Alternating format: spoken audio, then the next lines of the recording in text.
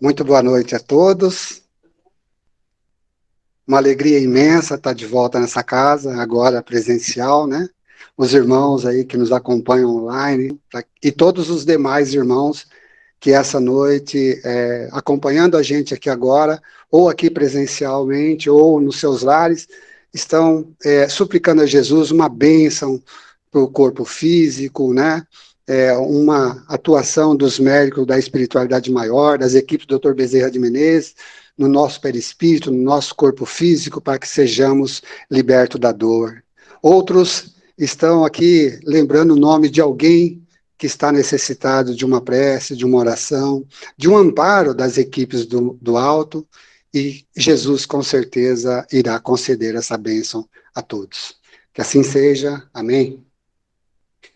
Irmãos, a palestra, como o Paulo disse, Pedro Paulo nos disse, é sobre merecimento e atração. Antes, porém, eu gostaria de fazer uma breve introdução, fazendo uso do capítulo 11 de João, mais específico em 11:39, onde está aquela passagem da ressuscitação de Lázaro, né? Nós, espíritas, estudiosos da doutrina espírita, sabemos que todos os milagres têm lá sua explicação, está lá na Gênesis, né? A gente não se impressiona aí com o sobrenatural, o maravilhoso, né? Porque a gente sabe de como funciona tudo isso, não desmerecendo nenhuma daquelas passagens bíblicas. Mas o que acontece nessa passagem? Por que eu vou colocar ela de início? Porque nós vamos falar de merecimento e atração. Mas antes disso, tem uma outra coisa que a gente não pode esquecer. A importância da gente sempre fazer a nossa parte. Eu preciso ser curado. Muitos devem estar desejosos disso hoje, nesse instante, pedindo para ser curado no corpo físico. Mas o que eu tenho feito? Eu tenho feito a minha parte nesse processo, nessa busca pela cura. Eu tenho feito a minha parte. Eu sou merecedor dessa bênção, eu sou merecedor dessa cura. Por que eu quero ser curado? Para voltar para a mesma vida pecaminosa de antes? A mesma vida de erros? Ou não? Eu aprendi com essa enfermidade e eu quero ser curado porque um homem novo nasceu em mim. Morreu o homem velho. É por isso, qual o objetivo? Por que a gente busca a cura?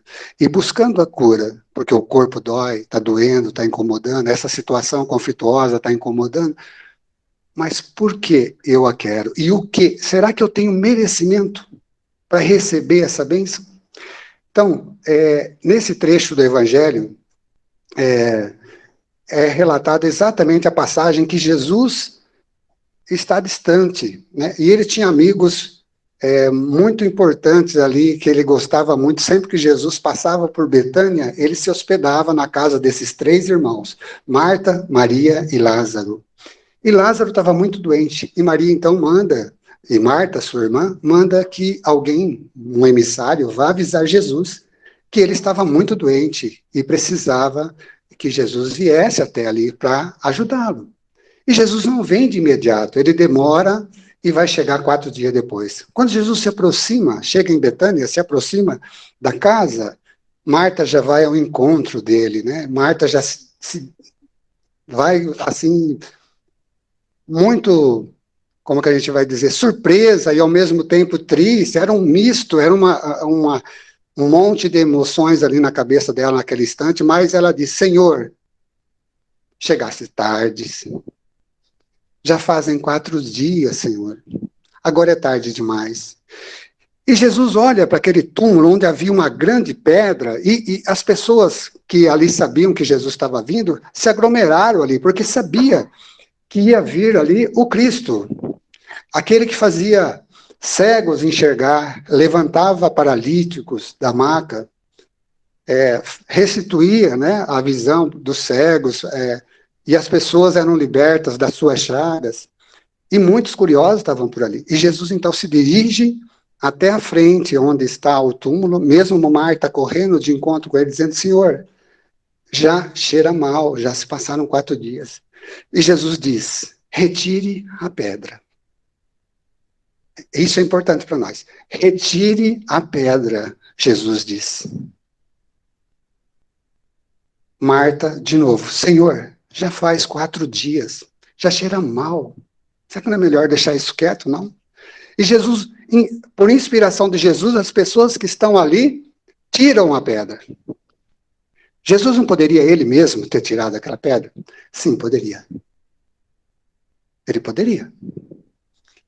Lázaro não estava morto. A gente sabe na explicação dos milagres que Lázaro sofria, sim, de letargia. Era um estado, e a medicina naquela época não tinha equipamentos, condições de um exame profundo para detectar aquilo. Então, ele fora ali colocado, mas não havia morrido. Jesus não derrogou uma lei natural.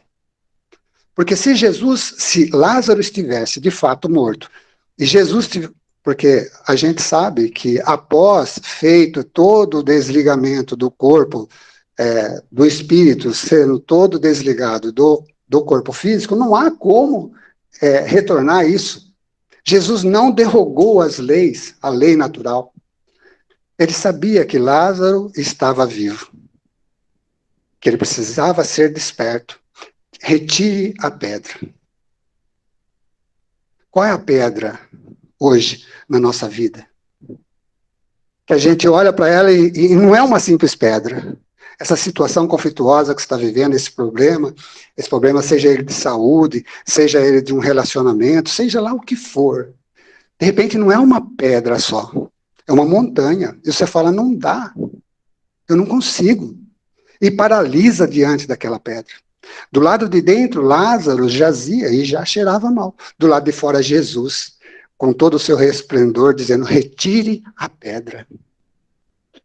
Cabe a nós aqui entendermos a importância da gente fazer a nossa parte em todo o processo. Diante de toda a dificuldade, fazer aquilo que nos compete. Jesus poderia ter tirado a pedra, mas ele pede para que os homens a retirem. Por quê? A grande lição que fica para nós nessa introdução. Deus, Jesus, a espiritualidade, move o universo todo naquilo que a gente tiver merecimento. Preste bem atenção no que eu estou dizendo. Naquilo em que a gente tiver o merecimento e naquilo que nos compete fazer. Mas Deus não move uma palha naquilo que a gente pode e deve fazer.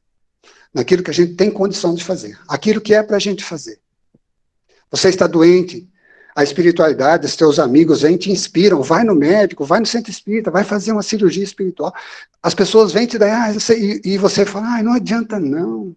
Eu vou no médico, ele vai me dar aquele remédio, eu já tomei, não dá certo não. E às vezes você vai, o médico receita o dito do remédio mesmo, e você já vai tomar, fala assim, eu vou tomar para tomar, mas não faz efeito mesmo, porque você já queima ali toda possibilidade daquele remédio surtir efeito contra a tua enfermidade. Nós não sabemos o que levou Lázaro a ficar doente, mas nós sabemos, como está lá no livro Céu e Inferno, no capítulo 7, tem lá um Código Penal da Vida Futura, que diz assim, são 33 artigos ou itens, né, que diz assim, toda enfermidade tem origem nas nossas imperfeições. Então a gente não sabe qual o motivo que Lázaro sofria de catalepsia. Por que ele sofria? Não interessa aqui para a gente nesse momento. Mas tinha uma razão dele ter aquela enfermidade. Né? Toda enfermidade tem origem nas nossas imperfeições.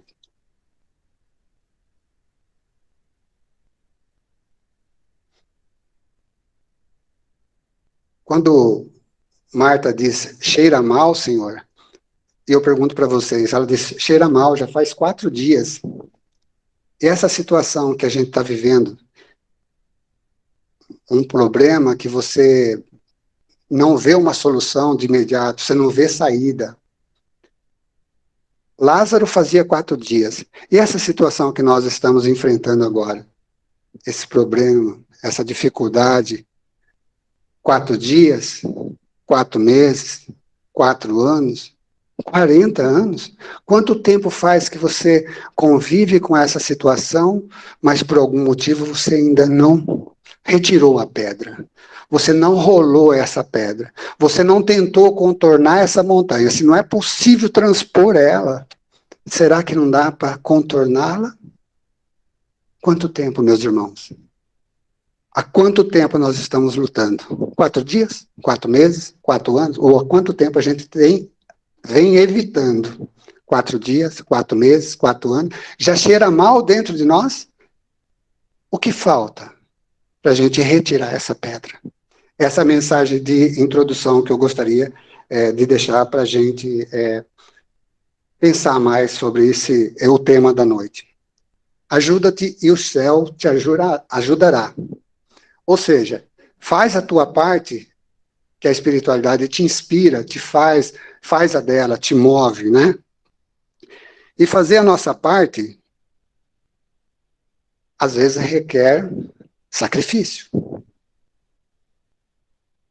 Requer renúncias. Você vai ter que abrir mão de algumas coisas. Chico diz assim: se queres ter algo que nunca teve, terás que fazer algo que nunca fez. De repente você está falando assim, Roberto, mas você está dizendo, vocês aqui presentes, os irmãos que nos estão acompanhando online, vai dizer assim, mas eu tenho trabalhado, eu tenho feito de tudo para resolver essa situação, mas todas as tentativas não têm surtido efeito.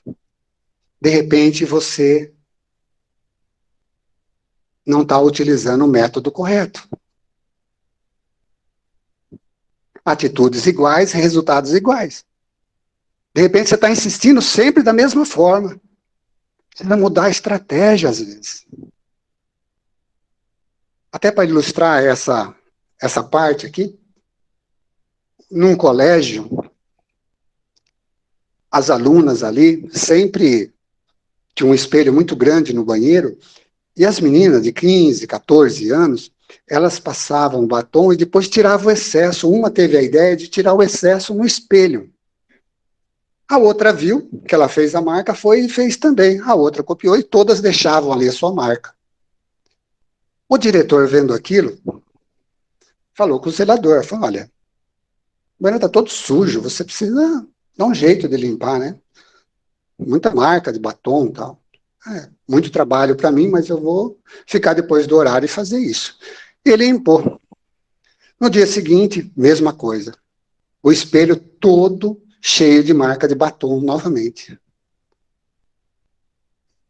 E o seu Valdir, lá, o zelador, disse assim, olha, eu vou ter que ficar de novo após o horário para... Ele disse, não, deixa que eu vou... O diretor chamou todas as meninas e falou, meninas, por favor, o seu Valdir, coitado, ele ficou até tarde para limpar o vidro, o espelho, né? Não faz mais isso não, dá um trabalhão danado para ele, fica mais de hora, e é difícil tirar a marca de batom do espelho. As meninas todas balançaram a cabeça, ele achou que estava resolvido. No dia seguinte, mesma coisa. Todas as marcas de batom de novo. Segundo dia, terceiro dia, e o seu Valdir cansado de limpar. O Valdir chegou para o diretor e falou, diretor, de novo, a gente não consegue. E ele falou, por 3 vezes, ele vai e conversa com as meninas, ele não muda. E então, eles combinam, o diretor combina com o seu Valdir uma nova tática, uma tática de choque. Reúne todas as meninas, antes de sair, levam elas para o vestiário e diz assim, meninas, tenho pedido para vocês, por caridade, coitado do seu Valdir, dá um trabalho danado para limpar esse espelho sujo de batom. Tanto dá trabalho que hoje eu pedi para ele mostrar para vocês o tempo que ele leva para limpar e o que ele tem que fazer para limpar. E as meninas todas ali olhando, e falam, seu Valdir, por favor, mostra para elas como é que o senhor faz para limpar. E o seu Valdir, então, pega um pano, ele vai ali no vaso sanitário, molha aquele pano, vem, passa no espelho, vai no outro vaso sanitário, molha o pano novamente, passa por tudo, deixa aquele espelho sem marca de batom com água do vaso do banheiro, do vaso sanitário. No dia seguinte, ninguém colocou a boca mais numa marca de batom. Então, de repente, a gente está usando uma tática que não vem dando certo e a gente fica insistindo. Às vezes você tem que mudar a tática, usar uma tática, né? Um método aí mais forte, mais pesado para atingir o objetivo que se espera. No livro Fé, Paz e Amor de Emmanuel, esse livro tem em PDF, quem estiver acompanhando a gente aqui, ou quiser acompanhar, quiser assistir aí no seu computador depois da palestra, quiser ler esse livro, ele tem em PDF. Fé, Paz e Amor, ditado por Emmanuel, psicografia de Chico Xavier. Eu só vou abordar um trechinho. Ele diz assim, olha o que Emmanuel diz para nós, e aqui está a chave que resolve grande maioria dos nossos conflitos. Muitas das perguntas que a gente faz, muito dos porquês, as respostas estão aqui, nesse trechinho. E aqui ele deixa tão claro que ninguém, absolutamente ninguém de nós, é vítima de nada. Olha o que Emmanuel diz. Ninguém recolhe o bem sem merecê-lo. Ninguém recolhe o bem sem merecê-lo. E ninguém recebe o mal sem que o tenha atraído. É uma questão de afinidade. É uma questão de merecimento e atração. Daí o tema da palestra ser merecimento e atração. Ninguém recebe o bem sem merecê-lo. Você não vai colher coisas boas se você não plantar coisas boas. O Emmanuel está falando aqui. Não dá. Ah, mas eu sou um infeliz. Eu sou um perseguido pela espiritualidade, pelos espíritos zombeteiros. Fizeram mal para mim. Tem aqueles que ainda dizem assim, fizeram macumba, com todo o respeito que a gente tem pelas outras doutrinas. Fizeram macumba para mim. A pessoa está sempre colocando, encontrando culpados para a situação que ela mesma criou. Se a gente meditar nesse trechinho, que ninguém recebe o bem, ou seja, ninguém recolhe o bem sem que o tenha merecido, e ninguém recolhe o mal, ninguém recebe o mal sem que o tenha atraído. De que forma que você atrai o mal para você? Através dos seus atos, dos nossos atos, eu estou me incluindo aqui, através dos nossos atos e pensamentos. É por aí, é afinidade, é sintonia. Diga-me com quem andas e direi quem tu és. No que você pensa a maior parte do dia? No que você pensa? Os seus pensamentos são bons? Ou você vive vibrando numa sintonia de ódio, desejo de vingança, revide? Ou você é uma pessoa que pensa em perdoar algumas situações, tentar entender o porquê que alguma coisa aconteceu daquela forma. Às vezes você fala, mas eu fui prejudicado. Eu fui prejudicado agora há pouco. Aí você fala, pô, mas fulano me lesou. Será mesmo que ele me lesou?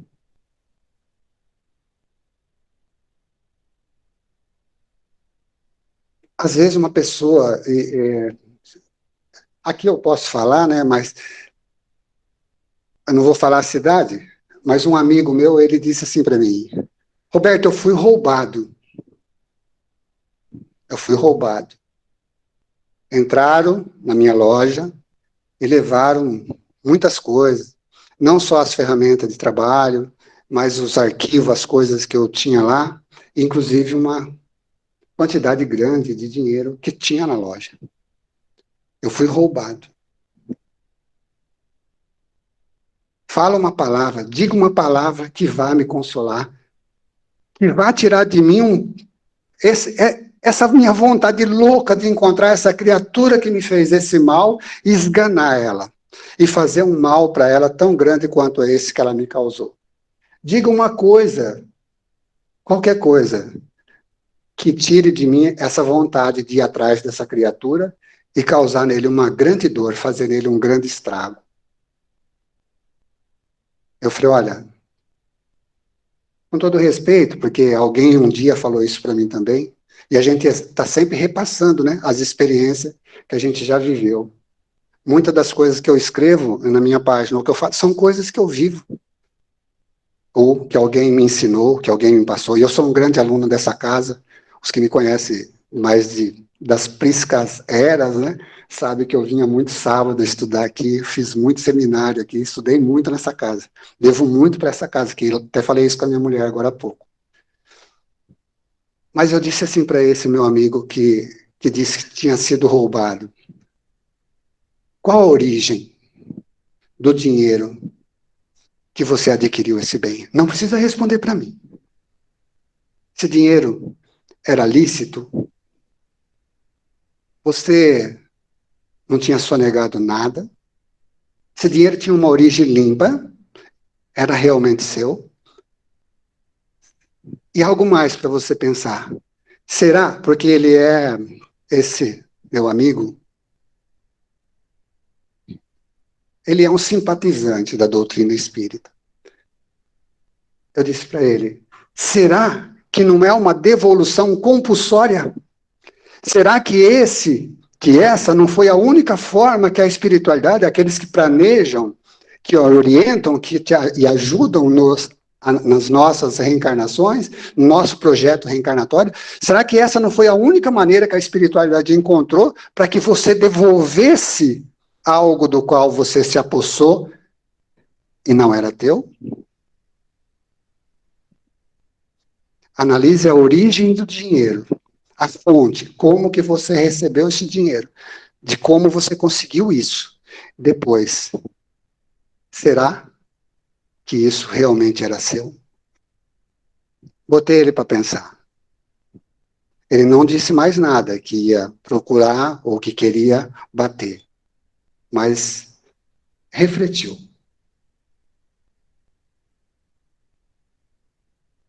Então, nada do que nos acontece por acaso. Na questão de número 8 do Livro dos Espíritos, a resposta da questão número 8 diz assim: o acaso é nada, o acaso não existe. Não existe o acaso. Tudo tem uma causa. Tudo tem uma causa. Vou fazer uma pergunta antes de eu falar algo mais que vai completar isso aqui ainda. Quem aqui se considera uma pessoa de sorte? Alguém aqui se considera um sortudo? Que tem sorte? Levanta a mão para me ver se alguém... quem tem sorte aqui? Alguém tem sorte no jogo, na rifa, na vida? Ninguém tem sorte? Quem aqui tem azar? Ninguém tem azar, ninguém tem sorte. Então, meio termo. Então, metade tem um pouco de sorte, um pouco de azar. Agora eu vou modificar um pouco a pergunta. Sorte existe? Esse é meu filho. Ele viu preparando a palestra. Né? Ele já respondeu. Sorte não existe, pessoal. Porque se existisse sorte, era o mesmo que dizer assim que Deus privilegia alguns. Seria o mesmo que a gente dizer assim, olha, eu estava passando lá na rua Rodrigues Alves, exatamente no momento que Deus estava no momento de ira, estava jogando coisas ruins lá para baixo e caiu na minha cabeça um monte de coisas ruins. Ou, eu passei num momento que Deus estava muito feliz, ele estava jogando bênçãos e caiu no meu colo. Eu sou um sortudo. Não existe sorte nem azar. Tudo é uma questão de atração, né? De atração, você atrai pelos seus atos ou pensamento ou merecimento, pelas obras que você faz. Mas o César tem muita sorte. O César tem isso, tem aquilo, tem aquele outro. É uma pessoa assim. Sorte? Você não viu o trabalho que ele fez para ter o que ele tem, para ser quem ele é, o quanto ele se preparou na vida para estar onde ele está, onde ele chegou. Será que nós não estamos plantando espinheira esperando colher uvas? E aí a gente reclama. Mas eu não tenho sorte. Sorte não existe. Como eu disse, se existisse sorte e azar, a gente ia dizer assim, por que Deus privilegia uns então com a sorte e outros com o azar? Não tem. Não existe. E ninguém é obsidiado. Ninguém faz mal para mim. Ninguém tem um espírito obsessor o tempo todo te jogando coisas ruins em cima de você, sem que você tenha feito algo. Não. Você atraiu aquela mente zombeteira, maligna, para perto de você. Atração. Atração. Merecimento e atração.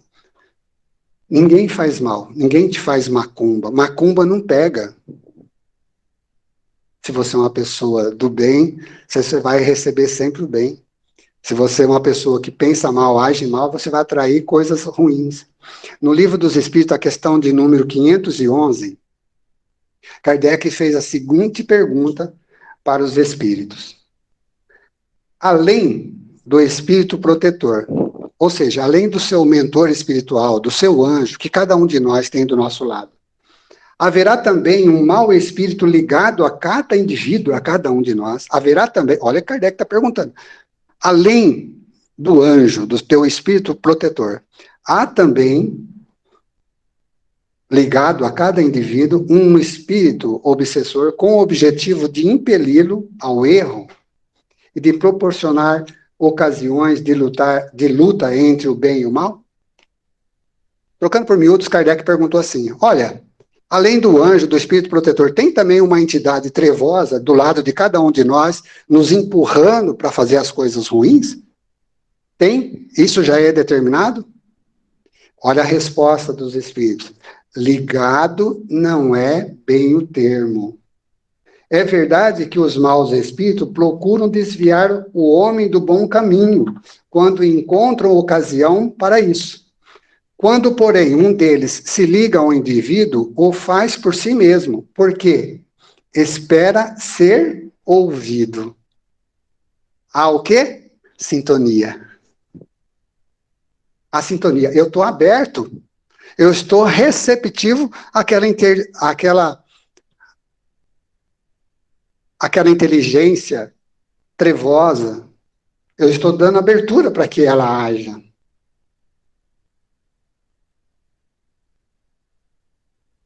É o homem que se deixa influenciar. Então nós não estamos predestinados a ter uma entidade trevosa do nosso lado, não. É a gente que atrai essa criatura para o nosso lado através dos nossos atos e pensamentos. Merecimento e atração. Vocês vão ouvir muito isso aí aqui hoje. Até para ilustrar isso, nessa luta entre o bem e o mal, todo mundo acho que já ouviu essa história, mas ela calha bem aqui com o momento. É um índio norte-americano, um ancião, né? Certa vez, para descrever os seus conflitos internos, ele diz assim, que dentro dele havia dois lobos. Vocês já ouviram essa história? Um lobo era muito mau, muito severo, e o outro era extremamente bondoso, amoroso. E ele diz mais, os dois estão constantemente brigando dentro de mim. E as pessoas que estavam à sua volta perguntaram, e qual dos dois vence no final? Ele diz, aquele o qual eu alimentar mais. Você, eu, todos nós somos constantemente durante o dia convidados a fazer isso e aquilo.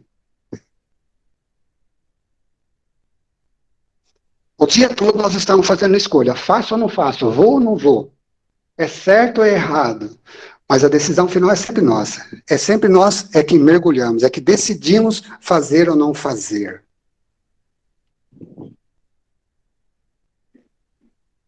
Então, cabe a nós guardar até aqui a importância de estarmos alerta aos convites que o dia todo a gente é convidado a responder com aspereza, a ser bruto também quando for tratado com brutalidade. Tem uma frase de uma oração de Carlos Torres Pastorino, do livro Minutos de Sabedoria, eu não lembro a lição toda, mas ele diz assim, o mundo está cheio de doentes e você já tem saúde moral. Quantas horas durante o dia a gente se porta diante dos nossos irmãos desequilibrados com saúde moral? Ou quantos minutos a gente consegue. Porque sempre que acontece uma ação, logo a gente quer reagir. Mas esse reagir é a mesma força, em sentido contrário, ou reagir com bondade? O tempo todo a gente está fazendo escolhas. Vamos plantar coisas boas.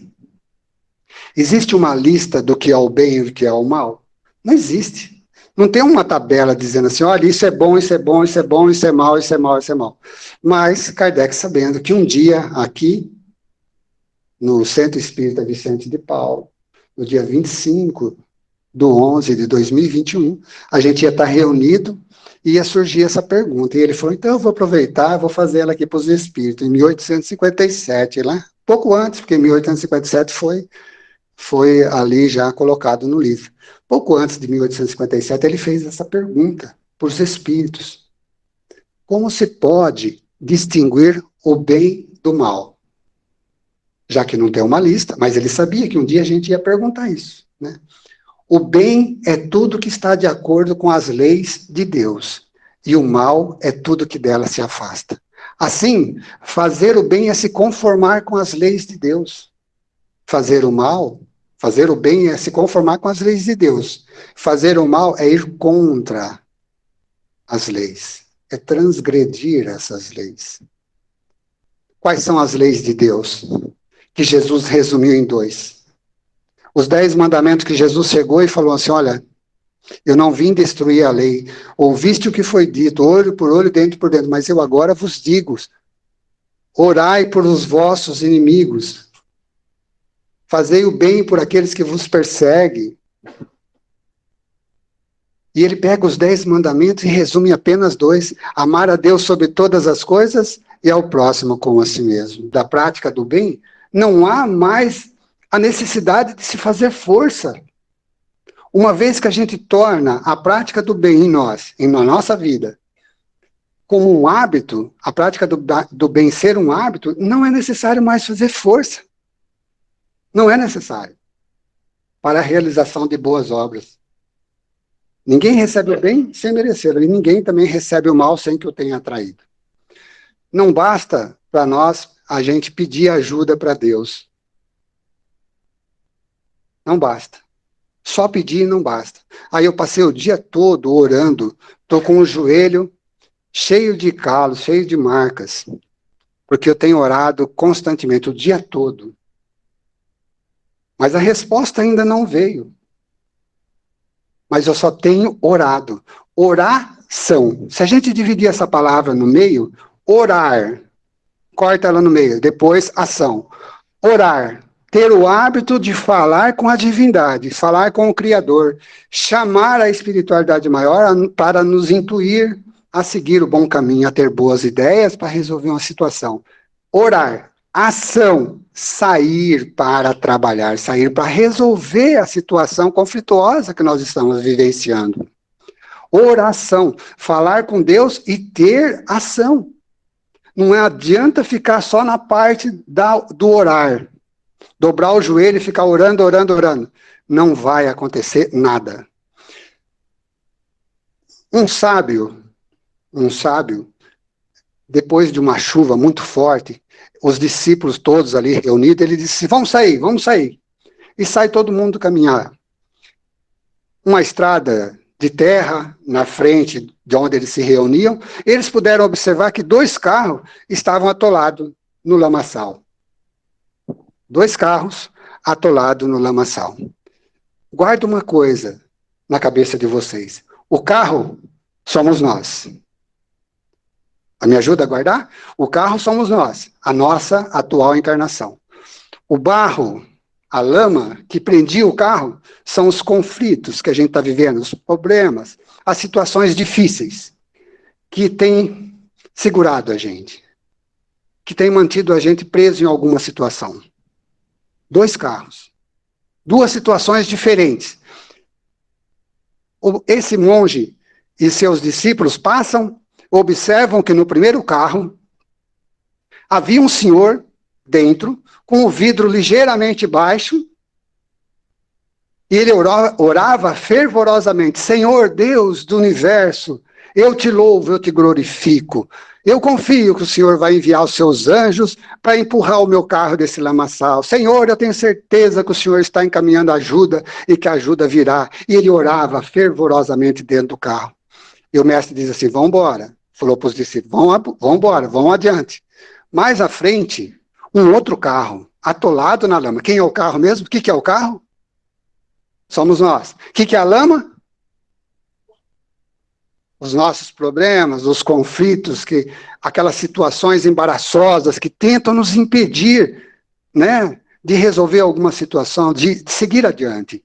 E ele diz, então, quando ele vê aquele segundo carro, e do lado de fora do carro, um homem com lama até o cabelo, e gesticulava bravemente, ele falava, que isso? Que lama? Você não vai, jamais essa lama vai conseguir me segurar, porque enquanto eu tiver força, eu vou lutar contra você, lama. Quem é a lama mesmo? Os problemas. Eu vou lutar, e eu vou te vencer, eu não vou ficar aqui, eu me recuso a te aceitar, eu vou empurrar esse carro e eu vou sair daqui. E o mestre diz assim para os discípulos, vamos ajudá-lo. Todo mundo entra na lama, empurra, aquele homem agradece, todo sujo de barro, segue sua viagem agradecido. E os discípulos viram para o mestre e falaram, mestre, o primeiro homem era temente a Deus, ele orava fervorosamente, no entanto o Senhor não deixou que a gente o ajudasse. O segundo estava bravo, até revoltado com a situação. E o Senhor mandou que a gente, ele nem falava nada com a divindade, e o Senhor mandou que a gente o ajudasse. E o mestre, qual a lição que a gente deve tirar disso? E o mestre disse, o primeiro orava esperando que Deus, ou o universo, fizesse aquilo que o competia fazer. O segundo, não aceitando a situação, mergulhou na lama e tentou, usando todos os esforços, todos os meios, todos os métodos, tentando tirar o carro do lamaçal. Que é o carro? A nossa vida. O primeiro só orava. Então, só orar não resolve. Nós precisamos oração. Orar, sim, mas ter ação. Tudo que acontece na nossa vida, absolutamente tudo, eu tenho mais 5 minutos, eu vou tentar concluir. Tudo que acontece na nossa vida, absolutamente tudo, sem exceção, está de acordo com a lei do merecimento, da causa e efeito. Nada escapa dessa lei natural, causa e efeito, que outros irmãos nossos também chamam de reforma íntima. A lei do merecimento, causa e efeito, mostra que toda a nossa vida está exata e matematicamente de forma que nós a merecemos. Tudo que está acontecendo na sua vida hoje tem a sua coparticipação, tem a sua mão. Mas eu não lembro, Roberto, eu não lembro de ter feito algo para estar merecendo isso que eu estou vivendo hoje. Você não se lembra. No capítulo 5 do Evangelho segundo o Espiritismo, bem-aventurados os aflitos, tem causa atuais das aflições e causa anteriores das aflições. Quando a gente não encontra a causa, o motivo, nessa encarnação, muito provavelmente é de uma encarnação passada. Mas ninguém, absolutamente ninguém, sai da vida devendo. Absolutamente ninguém. Toda transgressão terá que ser reparada por nós. Não dá para você pedir para alguém vir no centro e receber o passe por você. Não dá para alguém fazer por você aquilo que te compete fazer. Ninguém nos faz mal a não ser nós mesmos. Esta lei do merecimento está em total e plena concordância com o que nós criamos em nosso passado, com o que nós fizemos atrás, com o que nós plantamos, com aquilo que nós semeamos, com aquilo que nós fizemos e, principalmente, com o que nós sentimos, pensamos, emitimos. Quando eu penso, eu crio. O pensamento cria. Quando eu penso, eu crio. O pensamento é energia.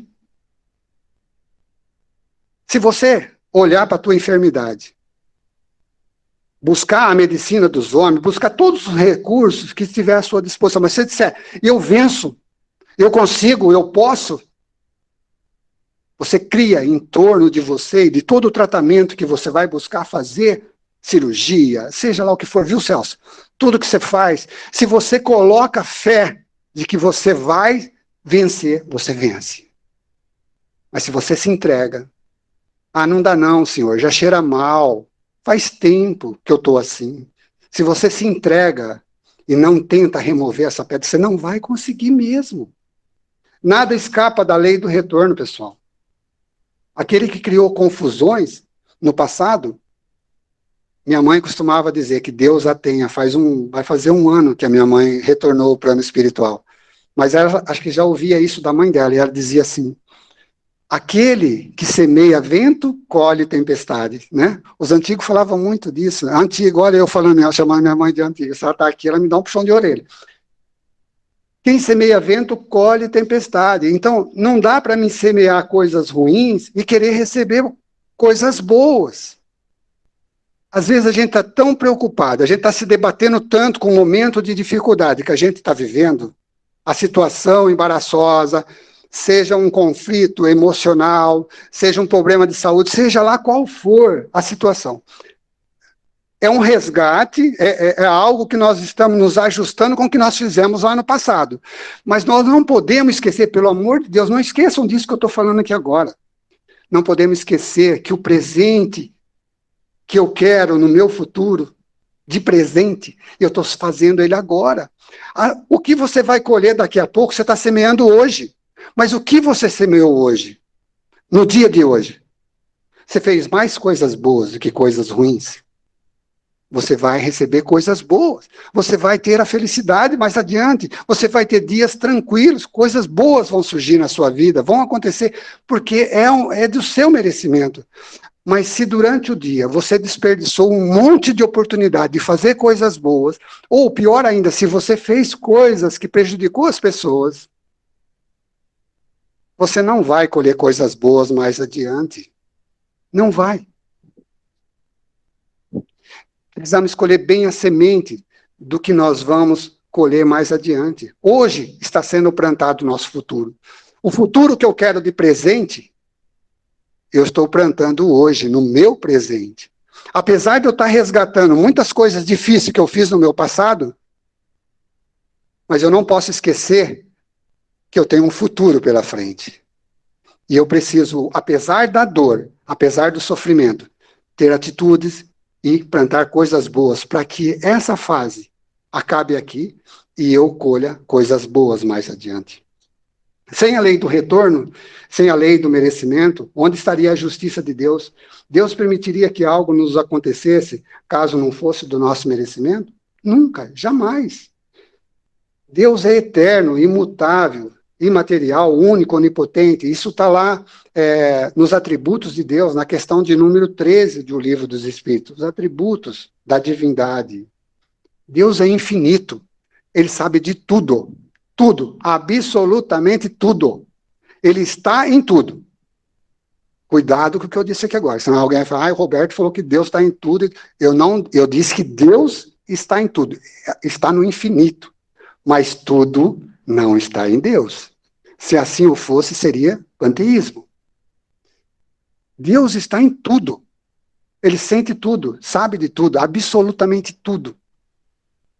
Ele é tão justo, ele é tão bom, tão bom, tão bom, que permite que a gente faça tudo o que a gente quiser. Nós temos o livre-arbítrio e ele não interfere. Você pode fazer o que você quiser. Mas ele é tão justo, tão justo, tão justo, que você já sabe o que vai acontecer, né? Você vai ter que colher, você vai ter que consertar, você vai ter que espalhar tudo, você vai ter que recolher tudo que você espalhou. A espiritualidade nos vê como verdadeiras crianças. Verdadeiras crianças. Brincando. Querendo tomar algo do amiguinho no parquinho. Muitas vezes pega um brinquedinho e a mãe, o pai, o responsável que está ali do lado, fala, você tem que devolver para o amiguinho, não é seu. A espiritualidade maior vê a gente assim hoje aqui.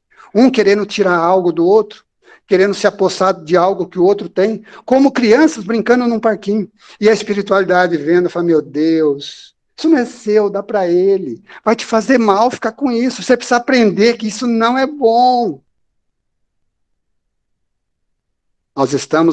nós ainda estamos vivendo a nossa infância espiritual. Mas nós estamos crescendo.